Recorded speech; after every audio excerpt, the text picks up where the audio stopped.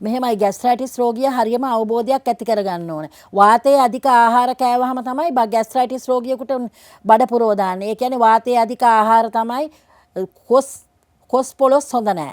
එතකොට ඇට වර්ග හොඳ නෑ. කඩල කවුපි ගොඩාක් අය ગેස්ට්‍රයිටිස් තියෙන එක්කෙනා උදේ ආහාරයට කඩල කෑවොත් එයාට ඒකෙන් හැදෙන වාතයත් එක්කම උඩට ගහලා එයාට ගොඩාක් පපුව දැවිල්ල හැදිලා මාරාන්තික මට්ටමට පත් වෙන්න උනත් පුළුවන්. එතකොට වම්බටු මෑකරල් ඒ වගේ වාතයේ අධික ආහාර, පාන් පිටි සහිත ආහාර, කෘතිම රසකාරක දාපු ආහාර, තෙලෙන් බදින ලද ආහාර, ඒ වගේ ආහාරයෙන් පරිස්සම් වුණොත් ඇත්තටම මේ රෝග හොඳ කරගන්න පුළුවනි. ආහාරයම තමයි ඕනෑම රෝගයකට ආහාරය ගැන අවබෝධයක් තියෙනවා නම් රෝගෙන් භාගයක් ලෙඩට හොඳ කරත හැකි.